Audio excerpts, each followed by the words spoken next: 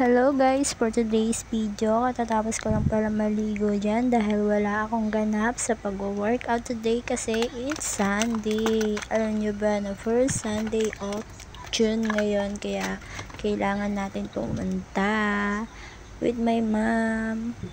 Nag-ayos nga pala ako niyan. Alam nyo na, ang mga babae kailangan muna mag-arit-arit bago umalis ng house. You know. And ipapakita ko rin sa inyo yung aming pupuntang simbahan. Malapit lang dito sa pinagbo-boardingan ko. Pero hintay lang kayo dahil alam nyo na, dahil pang ginagawa ng lola nyo, dahil pang arit-arit na nilalagay sa mukha niya. O diba, hindi pa tapos yan. Kaloka naman. Meron pang susunod yan. Tignan nyo na lang.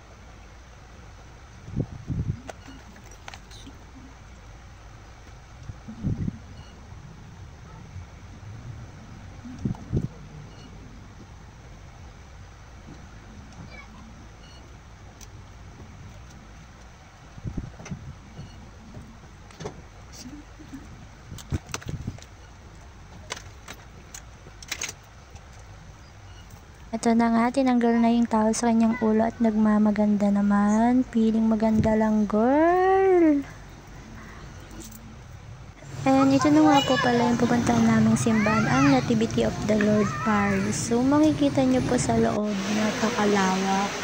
Meron po ditong first mass and second mass. Second mass po yung pinili namin ng aking mother. Yan. Nagsaysidatingan pa lang po yung mga tao.